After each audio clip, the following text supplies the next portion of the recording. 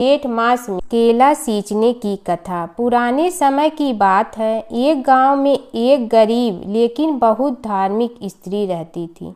वह हर साल जेठ मास में व्रत, पूजा और दान पुण्य करती थी। उसके पास धन तो नहीं था, लेकिन उसके मन में सच्ची श्रद्धा थी। गांव में एक मान्यता थी कि जेठ महीने में केले के पेड़ को जल चढ़ाने और उसकी सेवा करने से भगवान विष्णु प्रसन्न होते हैं और घर में सुख समृद्धि आती है। उस स्त्री ने भी निश्चय किया कि वह रोज सुबह जल्दी उठकर स्नान करेगी और पास के बगीचे में जाकर केले के पेड़ को जल चढ़ाएगी और वह बहुत प्रेम से पेड़ की जड़ में पानी डालती, दीप जलाती और भगवान से प्रार्थना करती, हे प्रभु, मेरे पास कुछ नहीं है, बस मेरी भक्ति स्वीकार करें। एक दिन गांव की एक अमीर स्त्री ने उसे देखा और उसका मजाक उड़ाया। तू इतनी गरीबी में ये सब क्यों करती है? इससे क्या मिलेगा? गरीब स्त्री ने विनम्रता से कहा, माता, यह तो मेरी श्रद्धा है, फल देना भगवान के हाथ में है। समय बीतता गया। एक दिन भगवान विष्णु उस स्त्री की भक्ति से प्रसन्न होकर एक साधु के रूप में उसके घर आए। उन्होंने उससे भिक्षा मांगी। घर में खाने को कुछ नहीं था, फिर भी उसने जो थोड़ा सा आटा था वही प्रेम से दे दिया। साधु ने प्रसन्न होकर आशीर्वाद दिया, तेरी भक्ति सच्ची है, अब तेरे घर में कभी धन की कमी नहीं रहेगी। धीरे धीरे उस स्त्री के घर में सुख समृद्धि आने लगी। वहीं दूसरी ओर जो अमीर स्त्री उसका मजाक उड़ाती थी, उसके घर में परेशानियां बढ़ने लगी। तब उसे अपनी गलती का एहसास हुआ। वह गरीब स्त्री के पास गई और उससे माफ़ी मांगी। फिर उसने भी श्रद्धा से जेठ मास में केले के पेड़ को सींचना शुरू किया। जेठ मास में केले के पेड़ को जल देना केवल एक परंपरा नहीं, बल्कि श्रद्धा और सेवा का प्रतीक है। सच्चे मन से की गई पूजा और भक्ति का फल अवश्य मिलता है। गणेश और बुढ़िया माई की कथा। एक बुढ़िया थी, वह बहुत ही गरीब और दृष्टिहीन थी। उसके एक बेटा और बहू थी। वह बुढ़िया सदैव गणेश जी की पूजा किया करती थी। एक दिन गणेश जी प्रकट होकर उस बुढ़िया से बोले, बुढ़िया माँ, तू जो चाहे सो मांग ले। बुढ़िया बोली, मुझे तो मांगना नहीं आता, कैसे और क्या मांगूं? तब गणेश जी बोले, अपने बहू बेटे से पूछ कर मांग ले। तब बुढ़िया ने अपने बेटे से कहा, गणेश जी कहते हैं तू कुछ मांग ले, बता मैं क्या मांगूं? पुत्र ने कहा, माँ तू धन मांग ले। बहू से पूछा तो बहू ने कहा, नाती मांग ले। तब बुढ़िया ने सोचा कि ये तो अपने अपने मतलब की बात कर रहे हैं। अतः उस बुढ़िया ने पड़ोसन से पूछा तो उन्होंने कहा, बुढ़िया तू तो थोड़े दिन जियोगी, क्यों तू धन मांगो और क्यों नाती मांगे? तू तो अपनी आँखों की रोशनी मांग ले, जिससे तेरी जिंदगी आराम से कट जाए। इस पर बुढ़िया बोली, यदि आप प्रसन्न है तो मुझे 9 करोड़ की माया दे, निरोगी काया दे, अमर सुहाग दे, आँखों की रोशनी दे, नाती दे, पोता दे और सब परिवार को सुख दे और अंत में मोक्ष दे। यह सुनकर तब गणेश जी बोले, बुढ़िया माँ, तुमने तो हमें ठग लिया। फिर भी जो तूने मांगा है वचन के अनुसार सब तुझे मिलेगा। और यह कहकर गणेश जी अंतर ध्यान हो गए। उधर बुढ़िया माँ ने जो कुछ मांगा वह सब कुछ मिल गया। हे गणेश जी महाराज, जैसे तुमने उस बुढ़िया माँ को सब कुछ दिया वैसे ही सबको देना। बुढ़िया माई को मुक्ति दी। तुलसी माता की कथा। एक बुढ़िया माई तुलसी जी को सींचती और कहती कि हे तुलसी माता, सत की दाता, मैं तेरा बिडला सींचती हूँ, मुझे बहू दे, पीताम्बर की धोती दे, मीठा मीठा घास दे, बैकुंठा में वास दे, चटक की चाल दे, पटक की मोद दे, चंदन का काठ दे, रानी सा राज दे, दाल भात का भोजन दे, 11 की मौत दे, कृष्ण जी का कंधा दे, तब तुलसी माता यह सुनकर सूखने लगी। तो भगवान ने पूछा कि हे तुलसी, तुम क्यों सूख रही हो? तुलसी माता ने कहा कि एक बुढ़िया रोज आती है और यही बात कह जाती है, मैं सब बात तो पूरा कर दूंगी, लेकिन कृष्ण का कंधा कहाँ से लाऊंगी? तो भगवान बोले, जब वो मरेगी तो मैं अपने आप कंधा दे आऊँगा, तू बुढ़िया माई से कह देना। जब बुढ़िया माई मर गई, सब लोग आ गए। जब माई को ले जाने लगे तो वह किसी से न उठी। तब भगवान एक 12 बरस के बालक का रूप धारण करके आए। बालक ने कहा, मैं कान में एक बात कहूँगा तो बुढ़िया माई उठ जाएगी। बालक ने कान में कहा, बुढ़िया माई मन की निकाल ले, पीताम्बर की धोती ले, मीठा मीठा घास ले, बैकुंठा का वास ले, चटक की चाल ले, पटक की मोत ले, कृष्ण जी का कंधा ले। यह सुनकर बुढ़िया माई हल्की हो गई। भगवान ने कंधा दिया और बुढ़िया माई को मुक्ति मिल गई। हे तुलसी माता, जैसे बुढ़िया माई को मुक्ति दी वैसे सबको देना है। माता सीता की कथा। यह कहानी सीता माता कहती थी और श्री राम इसे सुना करते थे। एक दिन श्री राम भगवान को किसी काम के लिए बाहर जाना पड़ा, तो सीता माता कहने लगी कि भगवान, मेरा तो 12 वर्ष का नित्य नियम है, अब आप बाहर जाएंगे तो मैं अपनी कहानी किसे सुनाऊंगी?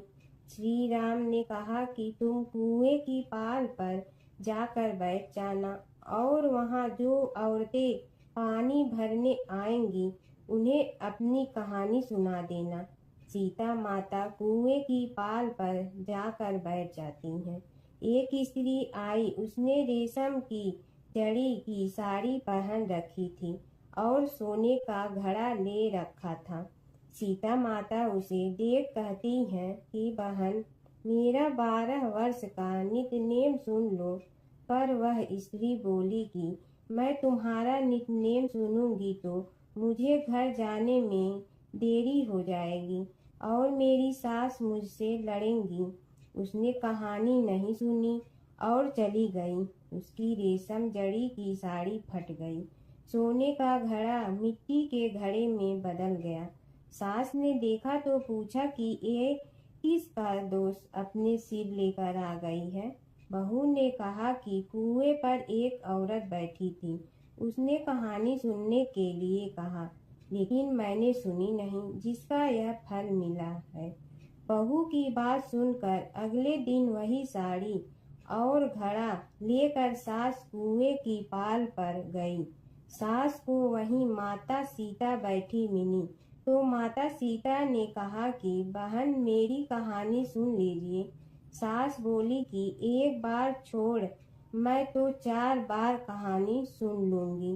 राम आए, लक्ष्मण आए, देश के पुजारी आए, नित नेम का नेम लाए, आओ राम बैठो राम, तपी रसोई जियो राम, माखन मिश्री खाओ राम, दूध बतासा पियो राम, सूत के पलका मोठो राम, साल दुसाला पोठो राम, साल दुसाला ओढ़ो राम, जब बोलो जब राम ही राम, राम संवारे सबके काम, खाली घर भंडार भरेंगे, सबका बेड़ा पार करेंगे, श्री राम जय राम जय जय राम।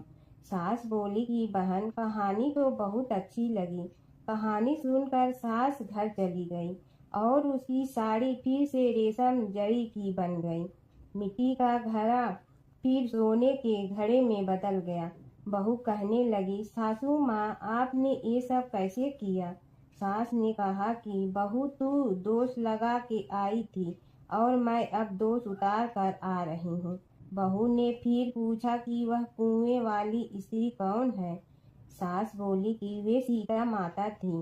वे पुराने से नया कर देती हैं, खाली घर में भंडार भर देती हैं, वह लक्ष्मी जी का वास घर में कर देती हैं, आदमी की जो भी इच्छा हो उसे पूरा कर देती हैं। बहू बोली कि ऐसी कहानी मुझे भी सुना दो। सास बोली कि ठीक है, तुम भी सुनो। और सास ने कहानी शुरू की। राम आए, लक्ष्मण आए, देश के पुजारी आए, नित नेम का नेम लाए, आओ राम बैठो राम, तपी रसोई जियो राम, माखन मिश्री खाओ राम, दूध बतासा पियो राम, सूत के पलका मोठो राम, साल दुसाला पोठो राम, साल दुसाला ओढ़ो राम। जब बोलो जब राम ही राम, राम संवारे सबके काम। खाली घर भंडार भरेंगे, सबका बेड़ा पार करें। श्री राम जय जय राम। कहानी सुनकर बहू बोली कि कहानी तो बहुत अच्छी है। सास ने कहा कि ठीक है, इस कहानी को रोज कहा करेंगे। अब सास बहू रोज सवेरे उठती, नहाती धोती और पूजा करने के बाद नित्य-नेम की सीता की कहानी कहती। एक दिन उनके यहाँ एक पड़ोस की औरत आई और बोली कि बहन जरा सी आँच दे ना। तो वह बोली कि आज तो अभी हमने जलाई ही नहीं। पड़ोसन ने कहा कि तुम सुबह 4 बजे से उठकर क्या कर रही हो? फिर उन्होंने कहा कि सुबह उठकर हम पूजा करते हैं, फिर सीता माता की नित्य-नेम की कहानी कहते हैं। पड़ोसन ने उसकी बात सुनकर फिर कहा कि सीता माता की कहानी कहने से तुम्हें क्या मिलता है?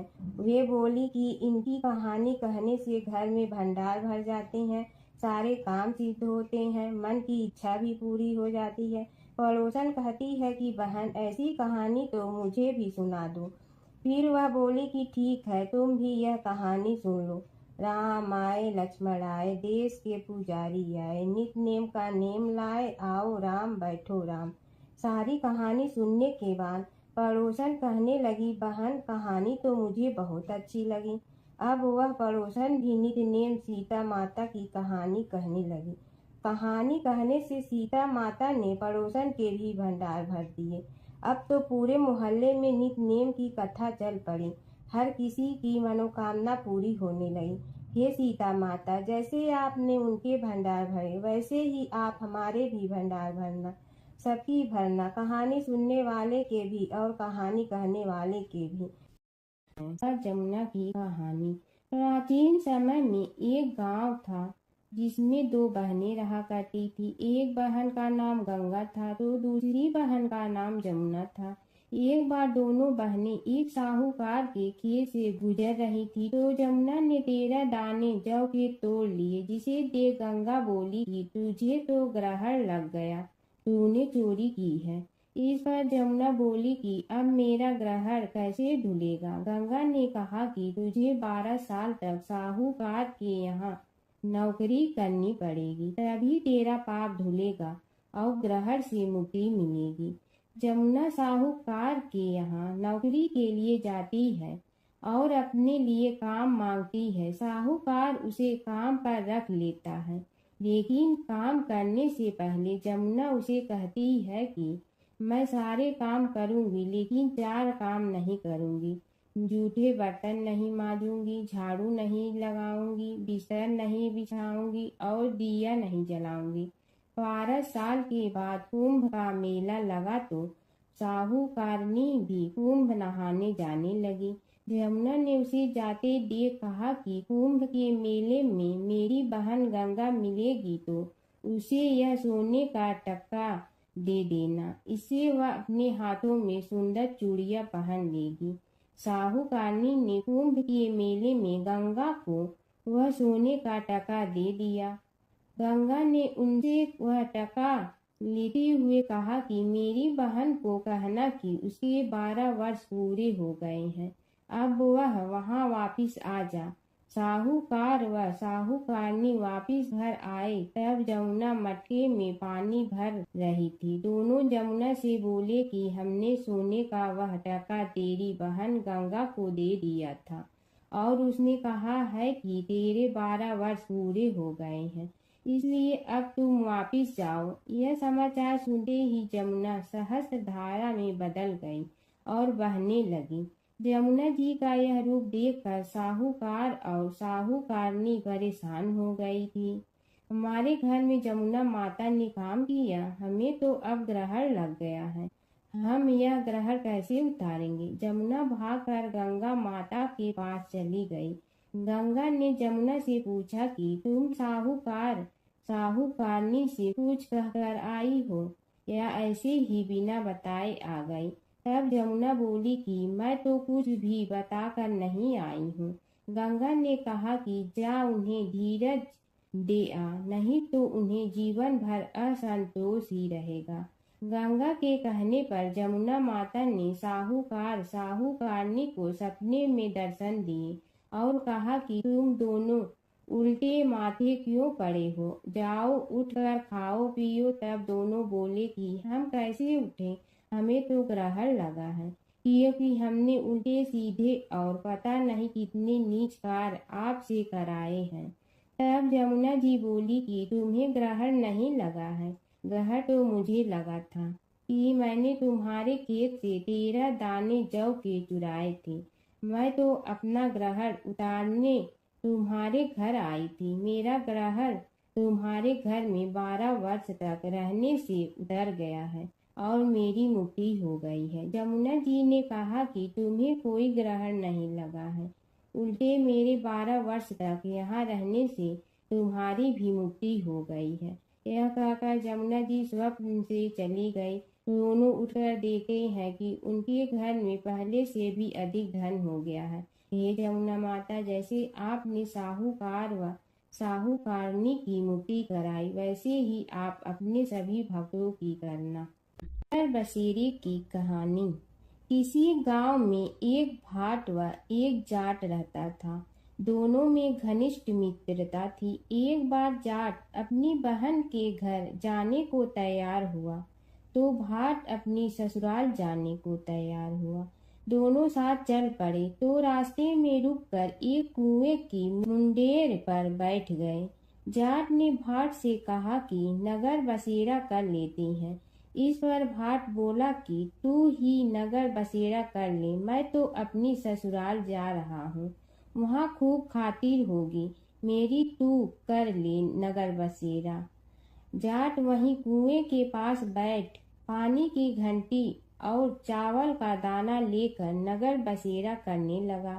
नगर बसेरा करने के साथ जाट कहने लगा कि नगर बसेरा जो करे सो मल धोवे पाँव, ताता माड़ा तापसी देगी मेरी माँ, माँ देगी मावशी तेगी द्वारका का वास, मीठा मीठा घास वृंदावन का वास, 5 कुल्थी छठी रास मेरी जीवड़ो श्री कृष्ण के पास, डालू पानी हो जाए घी झट से निकल जाए मेरा जी। यह सब कर कर के वह जाट बहन के पास चल पड़ा। जाट की बहन ने भाई के आने पर उसकी खातिर की खी बूरा के साथ भाई को जिमाया। दोनों ने बैठकर ढेर सारी बातें की। इधर भाट अपने ससुराल पहुंचा तो वहां आग लगी हुई थी। आग बुझाने वह भी लग गया, जिसमें हाथ मुंह भी काले हो गए और खुद भी थोड़ा सुलझ गया। ना रोटी ना पानी के लिए ही किसी ने पूछा। एक पड़ोसन आई तो उसने भाट की सास को कहा कि जमाई आया है, जरा उस आओ भगत कर लो। बुढ़िया बोली कि सब कुछ तो जल गया है, अब कहाँ से आओ भगत करूं। तब पड़ोसन ने ही भाट को एक रोटी के साथ छाछ दी। उसने वही खाकर गुजारा किया।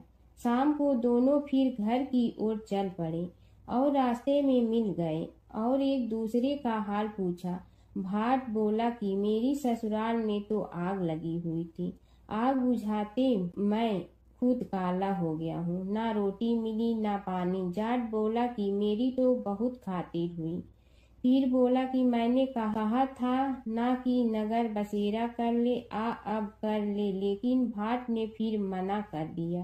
कहने लगा कि चाहे रोटी दे या न दे, तेरी तो माँ है, दही चूरमा का पेड़ा धरा पाएगा। भाट ने फिर नगर बसेरा नहीं किया, जाट ने कर लिया। नगर बसेरा जो करे सो मल धोए पाँव, ताता माड़ा तापसी देगी मेरी माँ, माँ देगी मावशी देगी द्वारका का वास, मीठा मीठा घास वृंदावन का वास, 5 कुल्थी छठी रास मेरा जीवड़ो श्री कृष्ण के पास, डालू पानी हो जाए घी झट से निकल जाए मेरा जी। करके वह चल पड़ा। घर पहुँचते ही जाट की मावशी ने बहुत लाड प्यार किया। उधर भाट घर गया तो उसकी भैंस खो गई थी। बाप एक लाठी रखे तो दूसरी उठाए और कहने लगा कि ससुराल गया तो आग लगा दी, अब यहाँ आया तो भैंस खो दी। बाप ने कहा कि पहले भैंस लेकर आ, तभी रोटी पानी मिलेगा। सारा दिन भाट भैंस ढूंढता रहा, लेकिन उसे भैंस नहीं मिली। जाट और भाट की मुलाकात फिर से बाजार में हो गई। जाट ने भाट के हाल चाल पूछे तो भाट बोला कि आते ही भैंस खो गई, बस उसी दिन से भैंस ढूंढ रहा हूँ। रोटियां का तो पूछो ही मत। जाट ने कहा कि मैंने तो पहले ही कहा था कि नगर बसेरा कर ले। जाट की बात सुनकर भाट बोला कि तेरे नगर बसेरे में इतनी ताकत है तो चल अब कर लेते हैं। दोनों ने बैठकर नगर बसेरा किया। नगर बसेरा जो करे सो मल धोवे पाँव, ताता माड़ा तापसी देगी मेरी माँ। माँ देगी मौसी देगी द्वारका का वास, मीठा मीठा घास वृंदावन का वास। पाँच कुल की छठी रास मेरा जीवड़ो श्री कृष्ण के पास। डालू पानी हो जाए घी, झट से निकल जाए मेरा जी। दोनों के नगर बसेरा करने पर भाट जैसे ही आगे बढ़ा तो उसकी खोई भैंस मिल गई, जिसे लेकर घर पहुंचा। घर पहुंचते ही माँ ने कहा कि लड़के को आते ही घर से निकाल दिया, सारे दिन से ये भूखा प्यासा भटक रहा है। यह कहकर उसकी माँ ने उसको खूब खिलाया पिलाया। इस घटना के बाद सारे नगर में ढिंढोरा पिटवा गया कि कब कोई अपने पीहर या सास से आते जाते नगर बसेरा करें। जैसे भाट को नगर बसेरा करने का फल मिला, वैसे ही हर किसी को मिले। एक समय की बात है कि विष्णु भगवान का विवाह लक्ष्मी जी के साथ निश्चित हो गया।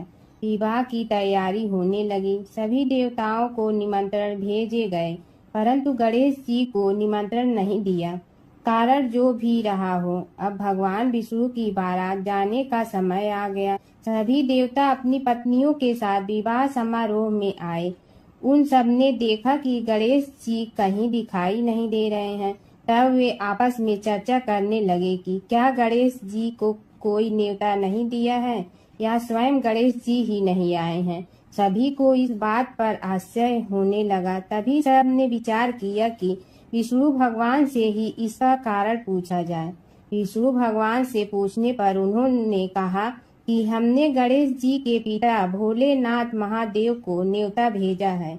यदि गणेश जी अपने पिता के साथ आना चाहते हैं तो आ जाते, अलग से न्योता देने की कोई आवश्यकता भी नहीं थी। दूसरी बात यह है कि उनको 1.25 मन मूंग, 1.25 मन चावल, 1.25 मन घी और 1.25 मन लड्डू का भोजन दिन भर में चाहिए।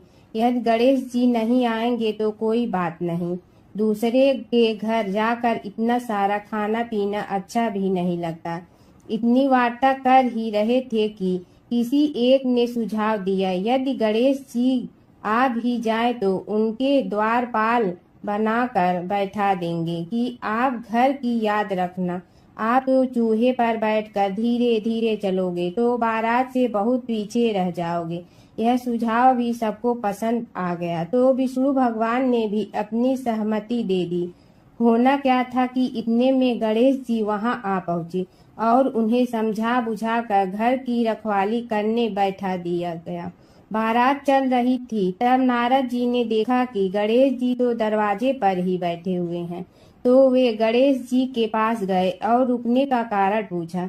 गणेश जी कहने लगे कि विष्णु भगवान ने मेरा बहुत अपमान किया है। नारद जी ने कहने लगे कि अपनी मूसक देना को आगे भेज दे तो वह रास्ता खोद देगी, जिससे उनके वाहन धरती में धंस जाएंगे। तब आपको सम्मान पूर्वक बुलाना पड़ेगा। अब तो गणेश जी ने अपनी मूसक सेना जल्दी से आगे भेज दी और सेना ने जमीन पोली कर दी। जब बारात वहां से निकली तो रथों के पहिए धरती में धंस गए। लाख कोशिश करे परंतु पहिए नहीं निकले। सभी ने अपने अपने उपाय किए परंतु पहिए तो नहीं निकले, बल्कि जगह जगह से टूट गए। किसी की समझ में नहीं आ रहा था कि अब क्या किया जाए। तब तो नारद जी ने कहा, आप लोगों ने गणेश जी का अपमान करके अच्छा नहीं किया। यदि उन्हें मना कर लाया जाए तो आपका कार्य सिद्ध हो सकता है और यह संकट टल सकता है। शंकर भगवान ने अपने दूत नंदी को भेजा और वे गणेश जी को लेकर आए। गणेश जी का आदर सम्मान के साथ पूजन किया। तब कहीं रथ के पहिए निकले। अब रथ के पहिए निकल के परंतु टूट फूट गए तो उन्हें सुधारे गए। पास के खेत में खाती काम कर रहा था, उसे बुलाया गया। खाती अपना कार्य करने के पहले श्री गणेशाय नमः कहकर गणेश जी की वंदना मन ही मन करने लगा। देखते ही देखते खाती ने सभी पहियों को ठीक कर दिया। तब खाती कहने लगा कि हे देवताओं, आपने सर्वप्रथम गणेश जी को नहीं मनाया होगा और न ही उनकी पूजन की होगी, इसीलिए तो आपके साथ यह संकट आया है। हम तो मूर्ख अज्ञानी हैं, फिर भी पहले गणेश जी को पूजते हैं, उनका ध्यान करते हैं। आप लोग तो देवतागण हैं, फिर भी आप गणेश जी को कैसे भूल गए? अब आप लोग भगवान श्री गणेश जी की जय बोल कर जाएं तो आपके सब काम बन जाएंगे और संकट कट जाएंगे। ऐसा कहते हुए बारात वहां से चल दी और विष्णु भगवान को लक्ष्मी जी के साथ विवाह संपन्न करा के सभी सकुशल घर लौट आए। हे गणेश जी महाराज, आपने विष्णु को जैसे कारज सारियो ऐसे कारज सबको सिद्ध कर जो। बोलो गजानन भगवान की जय। प्राचीन काल की बात है। एक नगर में धर्मपाल नाम का एक निर्धन किंतु अत्यंत धर्मनिष्ठ व्यक्ति रहता था। वह न तो अधिक पूजा पाठ जानता था और न ही उसके पास धन था, परंतु उसके हृदय में भगवान विष्णु के प्रति अपार श्रद्धा थी। प्रतिदिन प्रातः स्नान कर भगवान विष्णु का स्मरण करता और तुलसी दल अर्पित करता। तब भी वह हरि नाम का जाप करता रहता। एक दिन किसी कारणवश वह पूजा न कर सका। मन में ग्लानि हुई और रात को उसने भगवान विष्णु से क्षमा याचना की। उसी रात उसे स्वप्न में विष्णु ने दर्शन दिए और कहा, हे भक्त, जो भी व्यक्ति श्रद्धा से मेरा स्मरण करता है, मैं उसके सभी पाप हर लेता हूँ। भक्ति में विधि नहीं, भाव प्रधान होता है। कुछ समय बाद धर्मपाल के जीवन की सभी कठिनाइयाँ दूर हो गई। उसके घर में सुख शांति और समृद्धि आ गई। अंत समय में उसे वैकुंठ लोक की प्राप्ति हुई। विष्णु भगवान की कथा। एक नगर में एक सेठ व एक सेठानी रहते थे और सेठानी रोज विष्णु भगवान की पूजा करती थी। सेठ को उसका पूजा करना बिल्कुल अच्छा नहीं लगता था। इसी वजह से एक दिन सेठ ने सेठानी को घर से निकाल दिया। घर से निकलने पर वह जंगल की ओर गई तो देखा 4 आदमी मिट्टी खोदने का काम कर रहे थे। उसने कहा कि मुझे नौकरी पर रख लो। उन्होंने उसे रख लिया, लेकिन मिट्टी खोदने से सेठानी के हाथों में छाले पड़ गए और उसके बाल भी उड़ गए। वह आदमी कहते हैं कि बहन, लगता है तुम किसी अच्छे घर की महिला हो, तुम्हें काम करने की आदत नहीं है। तुम एक काम रहने दो और हमारे घर का काम कर लिया करो। वह चारों आदमी उसे अपने साथ घर ले गए और वह 4 मुट्ठी अनाज लाते और सभी बांट कर खा लेते। एक दिन सेठानी ने कहा कि कल से 8 मुट्ठी अनाज लाना। अगले दिन वह 8 मुट्ठी अनाज लाए और सेठानी पड़ोसन से आग मांग लाई। उसने भोजन बनाया, विष्णु भगवान को भोग लगाया, फिर सभी को खाने को दिया। सारे भाई बोले कि बहन, आज तो भोजन बहुत स्वादिष्ट बना है। सेठानी ने कहा कि भगवान का जूठा है तो स्वाद तो होगा ही। सेठानी के जाने के बाद सेठ भूखा रहने लगा और आस पड़ोस के सारे लोग कहने लगे कि ये तो सेठानी के भाग्य से खाता था। एक दिन सेठ अपनी सेठानी को ढूंढने चल पड़ा। उसने ढूंढते हुए वह भी उस जंगल में पहुंच गया जहां वह चारों आदमी मिट्टी खोद रहे थे। सेठ ने उन्हें देखा तो कहा कि भाई, मुझे भी काम पर रख लो। उन आदमियों ने उसे काम पर रख लिया, लेकिन मिट्टी खोदने से उसके भी हाथों में छाले पड़ गए और बाल उड़ने लगे। उसकी यह हालत देख चारों बोले कि तुम्हें काम की आदत नहीं है, तुम हमारे साथ चलो और हमारे घर में रह लो। सेठ उन चारों आदमियों के साथ उनके घर चला गया और जाते ही उसने सेठानी को पहचान लिया, लेकिन सेठानी घूंघट में थी तो सेठ को देख नहीं पाई। सेठानी ने सभी के लिए भोजन तैयार किया और हर रोज की भांति विष्णु भगवान को भोग लगाया। उसने उन चारों भाइयों को भोजन परोस दिया, लेकिन जैसे ही वह सेठ को भोजन देने लगी तो विष्णु भगवान ने उसका हाथ पकड़ लिया। भाई बोले कि बहन, ये तुम क्या कर रही हो? वह बोली, मैं कुछ नहीं कर रही हूँ, मेरा हाथ तो विष्णु भगवान ने पकड़ लिया है। भाई बोले, हमें भी विष्णु भगवान के दर्शन कराओ। उसने भगवान से प्रार्थना की तो विष्णु जी प्रकट हो गए। सभी ने दर्शन किए। सेठ ने सेठानी से क्षमा मांगी और सेठानी को साथ चलने को कहा। भाइयों ने अपनी बहन को बहुत सा धन देकर विदा किया। जब सेठानी के साथ सेठ भी भगवान विष्णु की पूजा करने लगा और उनके परिणाम से उनका घर अन्न धन से भर गया। धर्मराज जी की कथा। दो सेठानियाँ थी। एक के घर में धन बहुत था पर वह कंजूस थी। दूसरी के पास धन थोड़ा कम था पर मन से वह बहुत अमीर थी। रोज सवेरे उठती, गंगा स्नान करती, तुलसी माता, बड़ पीपल सींचने, भगवान के मंदिर जाके पूजा करती। धर्मराज सूरज भगवान की कहानी सुनती, भगवान के भोग लगाकर अतिथि को जिमाती, गाय कुत्ता के लिए ग्रास निकालती। दूसरी सेठानी इस धर्मात्मा को देखकर हंसती और कहती, पता नहीं दिन भर क्या करती रहती है। थोड़े समय बाद दोनों सेठानियों को भगवान का बुलावा आया। धर्मात्मा सेठानी के तो यमराज जी ने विमान भेजा और दूसरी को दूत मारते ही ले गया। रास्ते में सेठानी बोली, मेरे को भूख लगी है। तो दूत बोले, किसी को कुछ दिया होगा तो मिलेगा। फिर बोली, प्यास लगी है। दूत बोले, किसी को पानी पिलाया तो मिलेगा। रास्ते में उसे काट चुभने लगे, गर्मी पड़ने लगी, पर दूत तो उसे घसीटे ही ले गए। अब सेठानी बहुत पछताने लगी कि सब कुछ होते हुए भी दान धर्म नहीं किया। इतने में यमराज का दरबार आया। धर्मात्मा बुढ़िया को भगवान के पास सिंहासन मिला और वह उस पर बैठी थी। उधर दूसरी सेठानी को तपते कुंड में डाल दिया। अब सेठानी यमराज से बोली, मुझे 1.25 पहर का जीवन दान दे दो, मैं वापस आकर दंड भोग लूंगी। यमराज बोले, ठीक है। सेठानी के शरीर में वापस प्राण डाल दिए।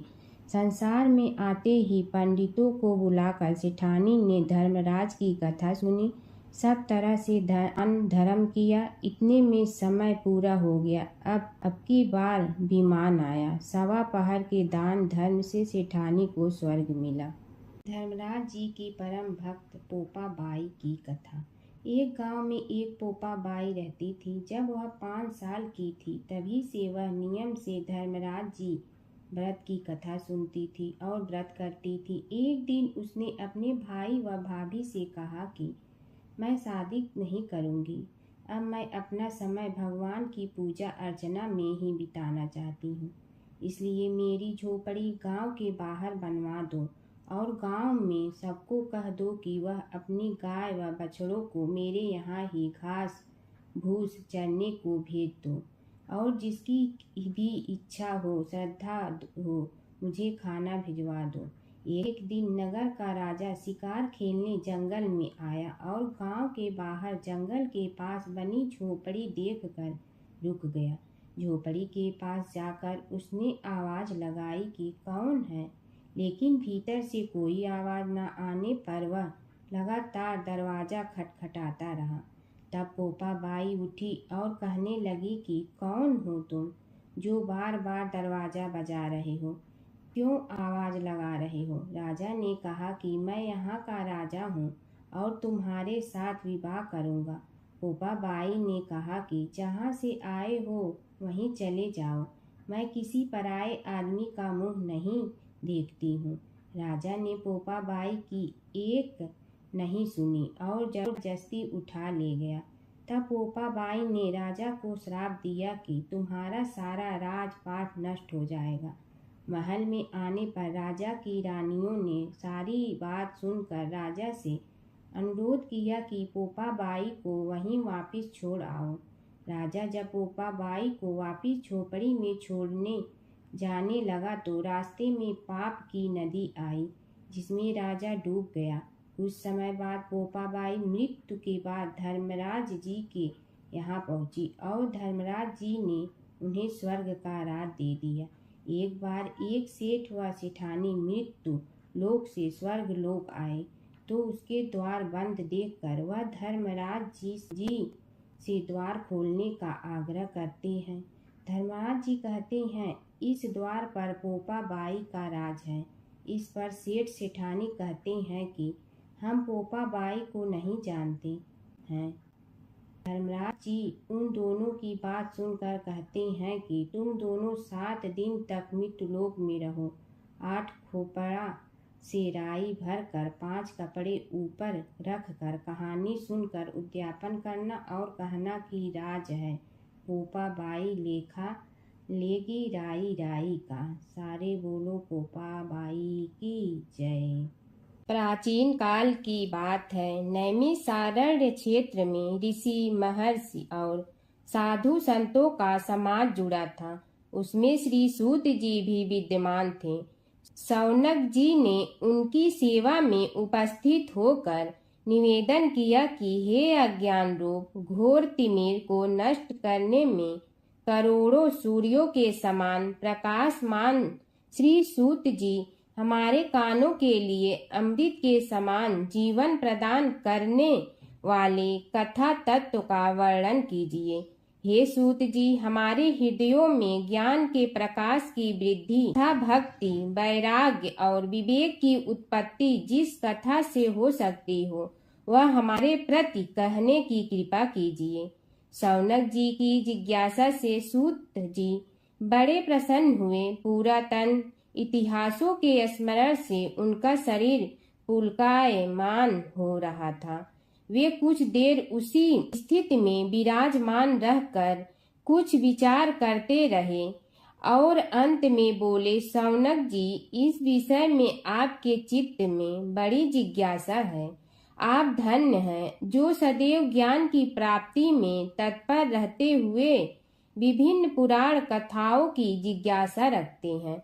आज मैं आपको ज्ञान के परम स्रोत रूप श्री गणेश जी का जन्म कर्म रूप चरित्र सुनाऊंगा। गणेश जी से ही सभी ज्ञानों, सभी विद्याओं का उद्भव हुआ है। अब आप सावधान चित्त से विराजमान हो। श्री गणेश जी के ध्यान और नमस्कार पूर्वक उनका चरित्र श्रवण करें।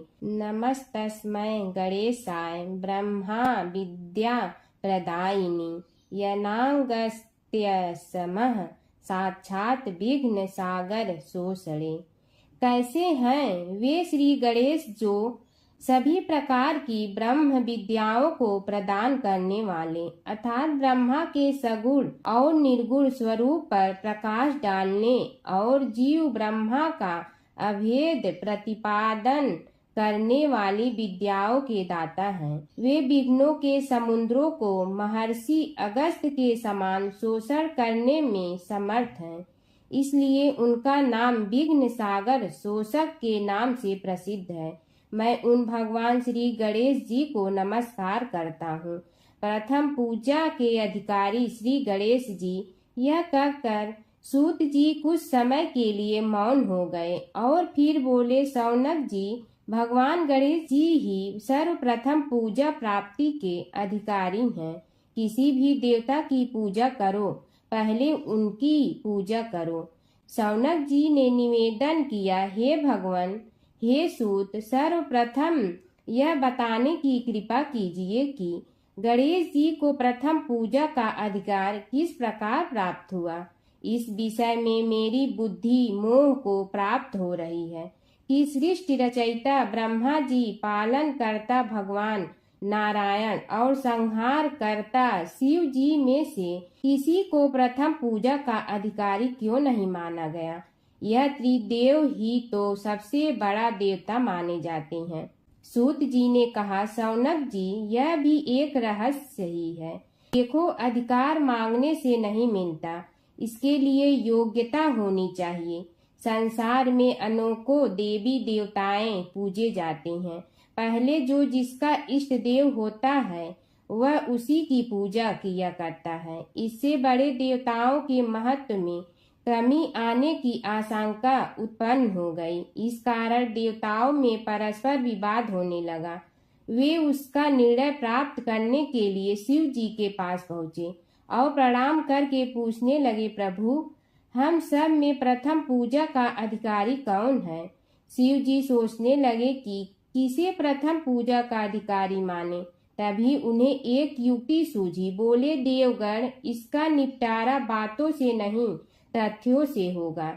इसके लिए एक प्रतियोगिता रखनी होगी, शिव की परिक्रमा करने की प्रतियोगिता। देवगण उनका मुख देखने लगे, शंकित हृदय से सोचने लगे कि कैसी प्रतियोगिता रहेगी। यह शिव जी ने उनके मन के भाव ताड़ लिए, इसलिए सांत्वना भरे शब्दों में बोले, घबराओ मत, कोई कठिन परीक्षा नहीं ली जाएगी। बस इतना ही कि सभी अपने अपने वाहनों पर चढ़कर संसार की परिक्रमा करो और फिर यहाँ लौट आओ। जो पहले लौटेगा वही सर्वप्रथम पूजा का अधिकारी होगा। अब क्या देर थी, सभी अपने अपने वाहन पर चढ़कर दौड़ पड़े। किसी का वाहन गजराज था तो किसी का सिंह, किसी का भैंसा तो किसी का मृग, किसी का हंस तो किसी का उल्लू, किसी का अश्व तो किसी का श्वान। अभिप्राय यह है कि वाहनों को विविधता के दर्शन उस समय जितने भले प्रकार से हो सकते थे उतने अन्य समय में नहीं। सबसे गया बीता वाहन गणेश जी का था मूषक, उससे चूहा भी कहते हैं। ऐसे वाहन के बल भरोसे इस प्रतियोगिता में सफल होना तो क्या, सम्मिलित होना भी हास्यास्पद है।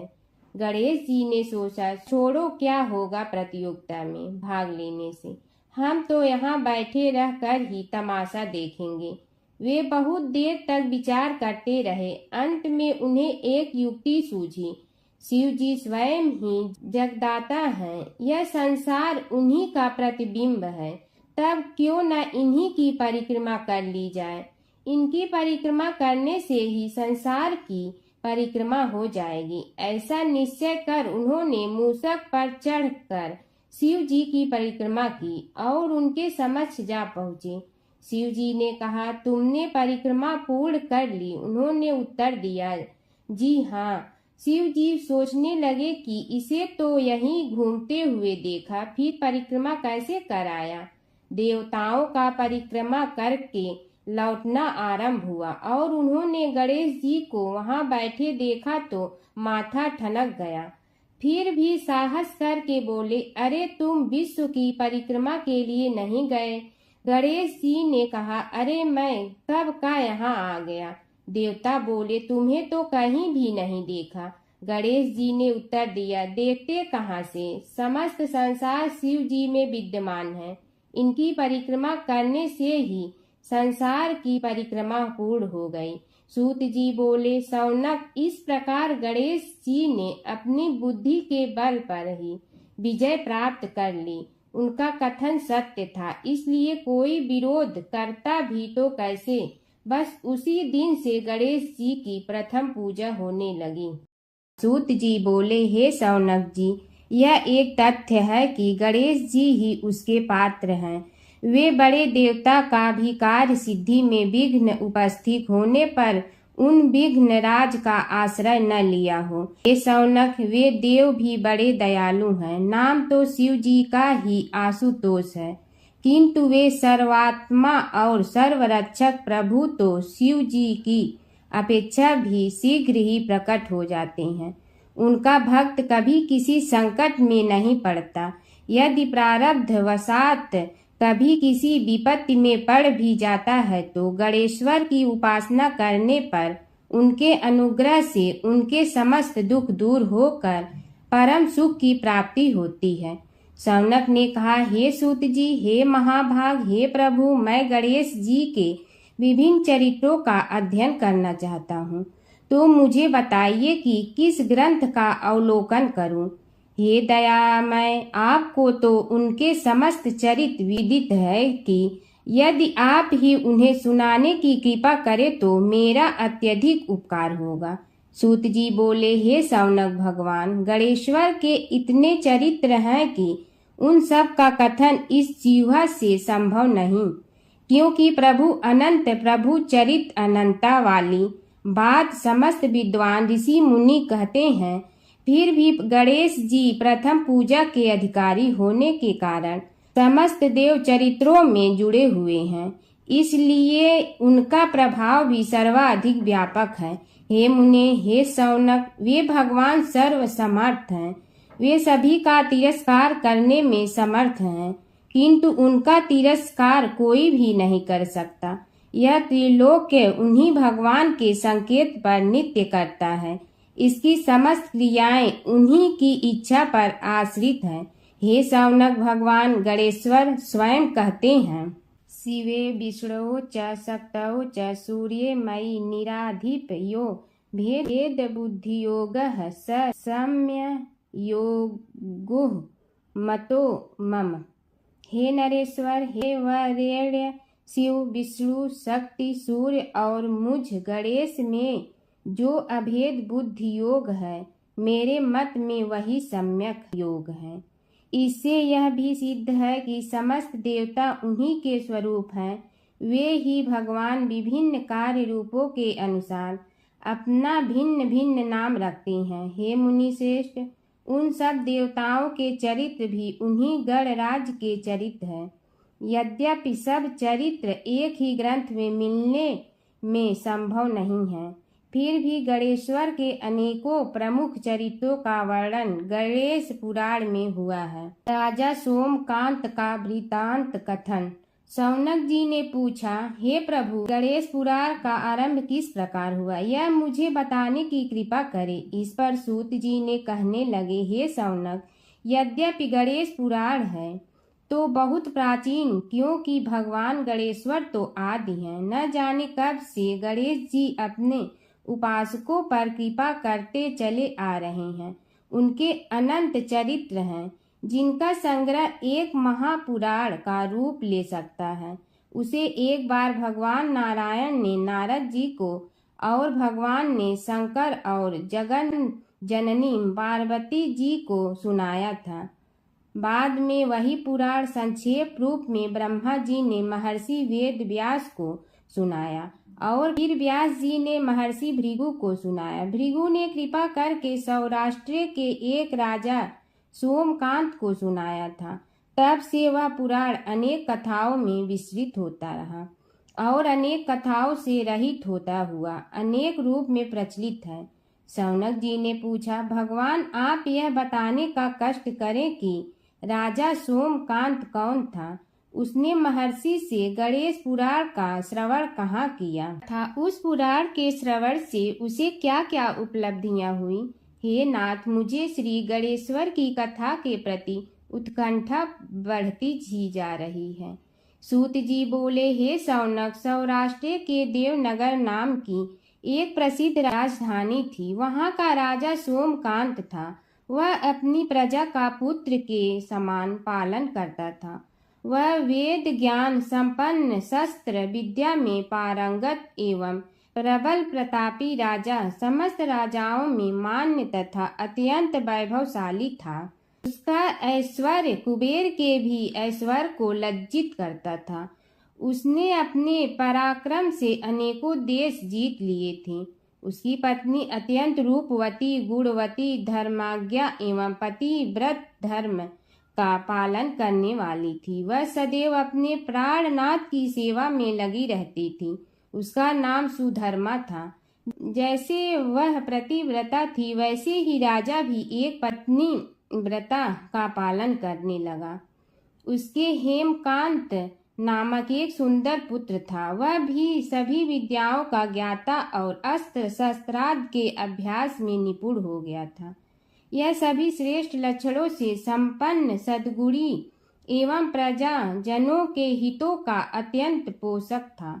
इस प्रकार राजा सोमकांत स्त्री पुत्र पशु वाहन राज्य एवं प्रतिष्ठा आदि से सब प्रकार सुखी था। उसे दुख तो था ही नहीं। सभी राजागण उसका हार्दिक सम्मान करते थे तथा उसकी श्रेष्ठ कीर्ति भी संसार व्यापी थी। परंतु युवा अवस्था के अंत में सोमकांत को घृणित कोष्ठ रोग हो गया। उसके अनेक उपचार किए गए किंतु कोई लाभ नहीं हुआ। रोग शीघ्रता से बढ़ने लगा और उसके कीड़े पड़ गए। जब रोग की अधिक वृद्धि होने लगी और उसका कोई उपाय न हो सका तो राजा ने मंत्रियों को बुलाकर कहा, सुव्रतो, जाने किस कारण यह रोग मुझे पीड़ित कर रहा है। अवश्य ही यह किसी पूर्व जन्म के पाप का फल होगा। इसलिए मैं अब अपना समस्त राजपाट छोड़कर वन में रहूंगा। मेरे पुत्र हेमकांत को मेरे समान मानकर राज्य शासन का धर्म पूर्वक संचालन कराते रहें। यह कहकर राजा ने शुभ दिन दिखवाकर अपने पुत्र हेमकांत को राज्य पद पर अभिषेक किया और अपनी पत्नी सुधर्मा के साथ निर्जन वन की ओर चल दिया। प्रजापालक राजा के वियोग में समस्त प्रजा जन अश्रु बहाते हुए उनके साथ चले गए। राज्य की सीमा पर पहुंचकर राजा ने अपने पुत्र अमात्यगण और प्रजा जनों को समझाया, आप सब लोग धर्म के जानने वाले श्रेष्ठ आचरण में तत्पर एवं सहृदय हैं। यह संसार तो वैसे भी परिवर्तनशील है। जो आज है वह कल नहीं था और आने वाले कल में भी नहीं रहेगा। इसलिए मेरे जाने से दुख का कोई कारण नहीं है। मेरे स्थान पर मेरा पुत्र सभी कार्यों को करेगा। इसलिए आप सब उसके अनुशासन में रहते हुए उसे सदैव सम्मान करते रहें। फिर पुत्र से कहा, बेटा, यह स्थिति सभी के समझ आती रही है। हमारे पूर्व पुरुष भी परंपरागत रूप से वृद्धावस्था आने पर वन में जाते रहे हैं। मैं कुछ समय पहले ही वन में जा रहा हूँ तो कुछ पहले या पीछे जाने में कोई अंतर नहीं पड़ता। यदि कुछ वर्ष बाद जाऊं तब भी मोह का त्याग करना ही होगा। इसलिए हे वत्स, तुम दुखित मत हो और मेरी आज्ञा मानकर राज्य शासन को ठीक प्रकार चलाओ। ध्यान रखना, क्षत्रिय धर्म का कभी त्याग न करना और प्रजा को सदा सुखी रखना।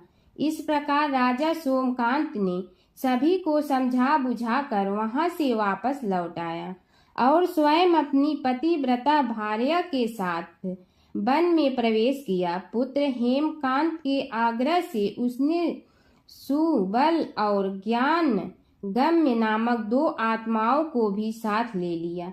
उन सब ने एक समतल एवं सुंदर स्थान देखकर वहां विश्राम किया। तभी उन्हें एक मुनि कुमार दिखाई दिया। राजा ने उससे पूछा, तुम कौन हो, कहाँ रहते हो? यदि उचित समझो तो मुझे बताओ।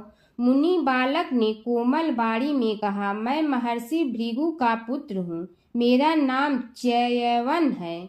हमारा आश्रम निकट में ही है। अब आप भी अपना परिचय दीजिए। राजा ने कहा, मुनि कुमार, आपका परिचय पाकर मुझे बड़ी प्रसन्नता हुई। मैं सौराष्ट्र के देवनगर नामक राज्य का अधिपति रहा हूँ। अब अपने पुत्र को राज्य देकर मैंने अरण्य की शरण ली है। मुझे कुष्ठ रोग अत्यंत पीड़ित किए हुए हैं। उसकी निवृत्ति का कोई उपाय करने वाला हो तो कृपा कर मुझे बताइए।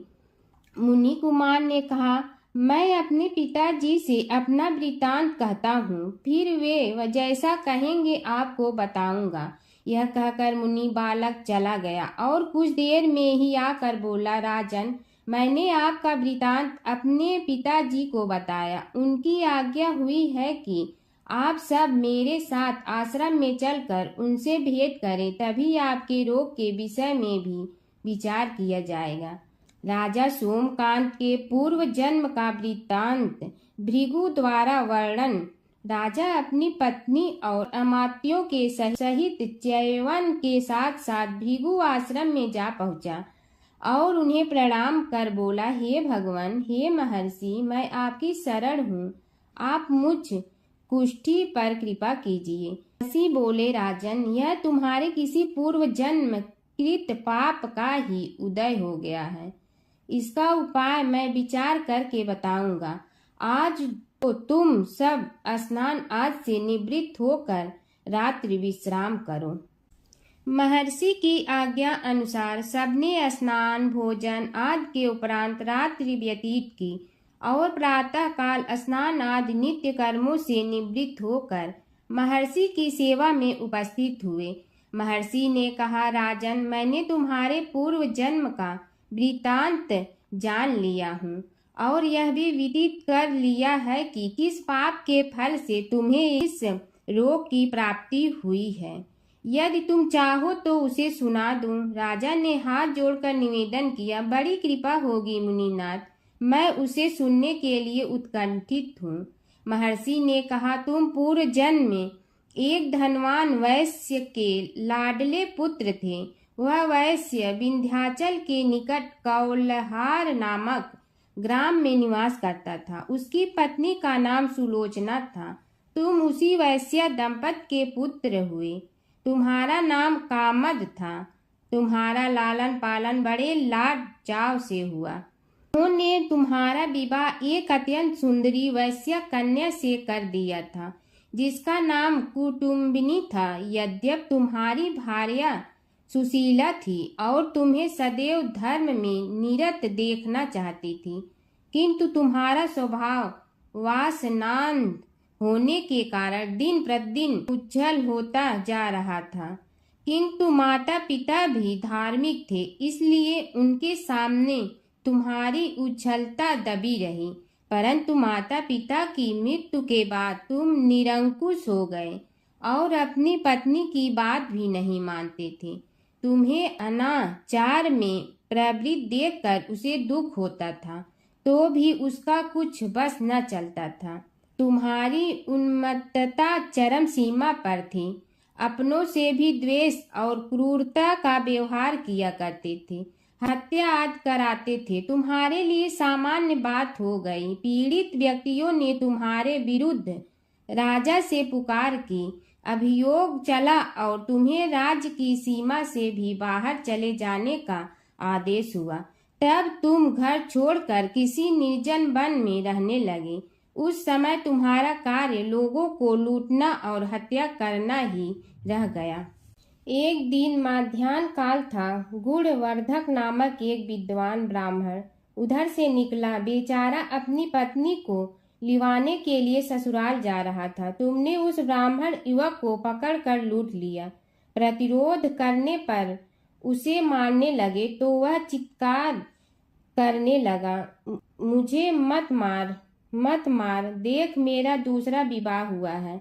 मैं पत्नी को लेने के लिए जा रहा हूँ। किंतु तुम तो क्रोधवश में ऐसे लीन हो रहे थे कि तुमने उसकी बात सुनकर भी नहीं सुनी। जब उसे मारने लगे तो उसने श्राप दे दिया, अरे हत्यारे, मेरी हत्या के पाप से तो सहस्त्र कल्प तक घोर नरक भोगोगे। तुमने उसकी कोई चिंता न की और सिर काट लिया। राजन, तुमने ऐसी ऐसी एक नहीं बल्कि अनेक निरीह हत्याएं की थी, जिनकी गणना करना भी पाप है। इस प्रकार इस जन्म में तुमने घोर पाप कर्म किए थे, किंतु बुढ़ापा आने पर जब अशक्त हो गए तब तुम्हारे साथ जो क्रूर कर्मा थे वे भी किनारा कर गए। उन्होंने सोच लिया कि अब तो इसे खिलाना भी पड़ेगा, इसलिए मरने दो यहीं। अमोघ प्रभाव गणेश उपासना का कथन। राजन, अब तुम निरालंब थे, चल फिर तो सकते ही नहीं थे। भूख से पीड़ित रहने के कारण रोगों ने भी घेर लिया। उधर से जो कोई निकलता तुम्हें घृणा की दृष्टि से देखता हुआ चला जाता। तब तुम आहार की खोज में बड़ी कठिनाई से चलते हुए एक जीर्ण शीर्ण देवालय में पहुंचा। उसमें भगवान गणेश्वर की प्रतिमा विद्यमान थी। तब न जाने किस पुण्य के उदय होने से तुम्हारे मन में गणेश जी के प्रति भक्ति भाव जागृत हुआ।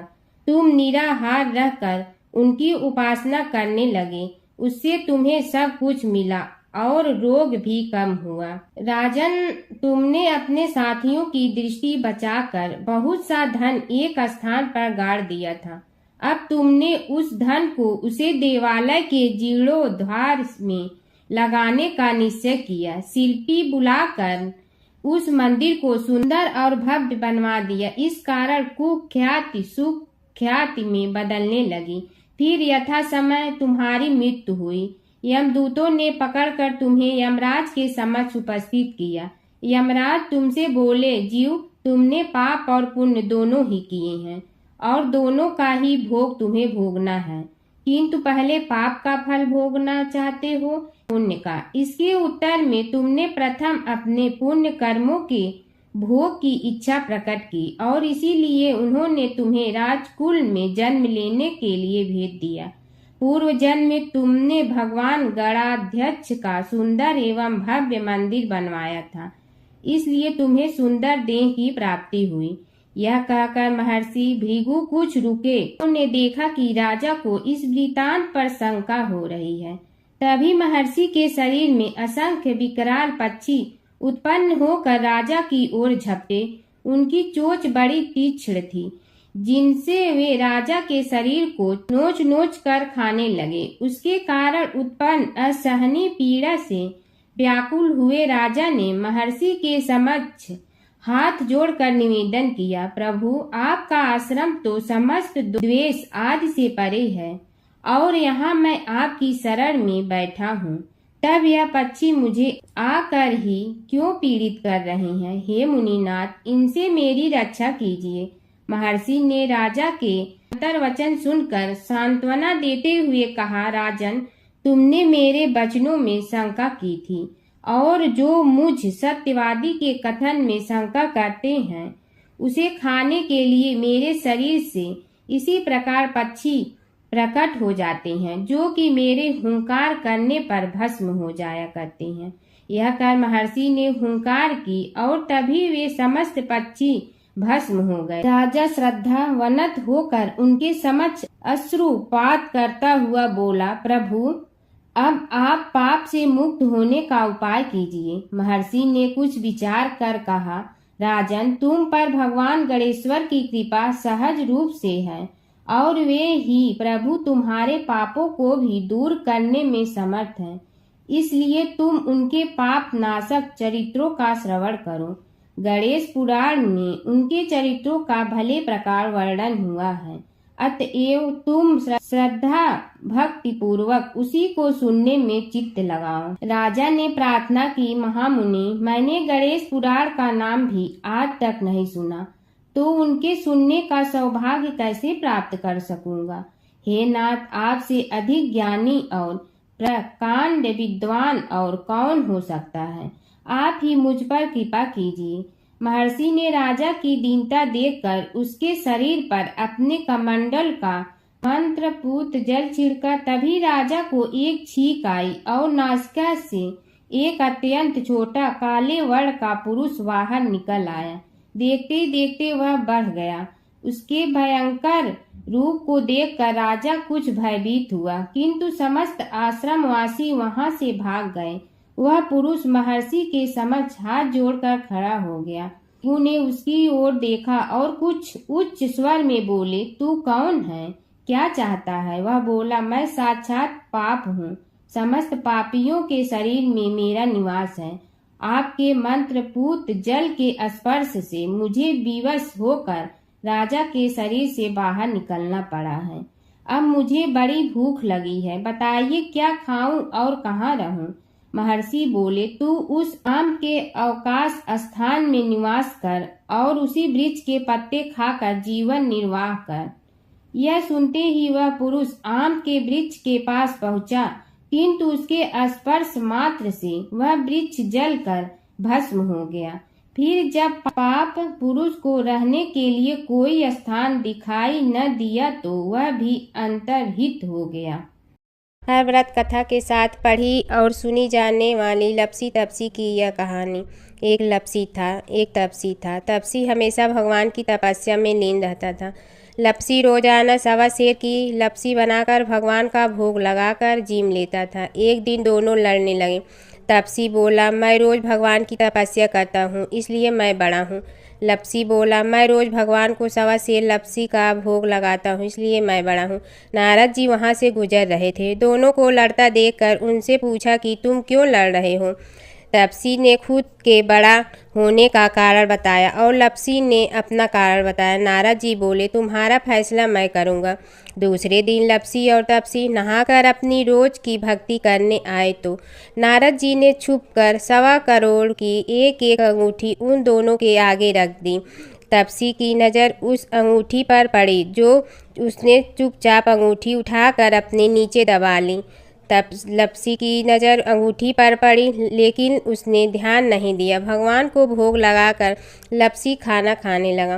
नारद जी सामने आए तो दोनों ने पूछा कि कौन बड़ा, तो नारद जी ने तपसी से खड़ा होने को कहा। वो खड़ा हुआ तो उसने नीचे दबी अंगूठी दिखाई पड़ी। नारद जी ने लपसी से कहा, तपस्या करने के बाद भी तुम्हारी चोरी करने की आदत नहीं गई, इसलिए लपसी बड़ा है और तुम्हें तुम्हारी तपस्या का कोई फल भी नहीं मिलेगा। तपसी शर्मिंदा होकर माफ़ी मांगने लगा। उसने नारद जी से पूछा, मुझे मेरी तपस्या का फल कैसे मिलेगा। नारद जी ने कहा, यदि कोई गाय और कुत्ते की रोटी नहीं बनाएगा तो फल तुझे मिलेगा। यदि कोई ब्राह्मण को भोजन करवा कर दक्षिणा नहीं देगा तो फल तुम्हें मिलेगा। यदि कोई साड़ी के साथ ब्लाउज नहीं देगा तो फल तुझे मिलेगा। यदि कोई दिए से दिया जलाएगा तो फल तुम्हें मिलेगा। यदि कोई सारी कहानी सुने लेकिन तुम्हारी कहानी नहीं सुने तो फल तुझे मिलेगा। उसी दिन से हर व्रत कथा कहानी के साथ लपसी तपसी की कहानी भी सुनी और कही जाती है। ओम जय जगदीश हरे स्वामी जय जगदीश हरे, भक्त जनों के संकट क्षण में दूर करे। ओम जय जगदीश हरे, जो ध्यावे फल पावे, दुख बिन दे मन का, सुख संपत्ति घर आवे, कष्ट मिटे तन का। ओम जय जगदीश हरे, मात पिता तुम मेरे, शरण कहूँ किसकी, तुम विनय और न दूजा, आस करूँ जिसकी। ओम जय जगदीश हरे, तुम पूर्ण परमात्मा, तुम अंतर्यामी, पार ब्रह्म परमेश्वर, तुम सबके स्वामी। ओम जय जगदीश हरे, तुम बिंदा के सागर, तुम पालन करता, मैं मूर्ख कल काम, कृपा करो भरता।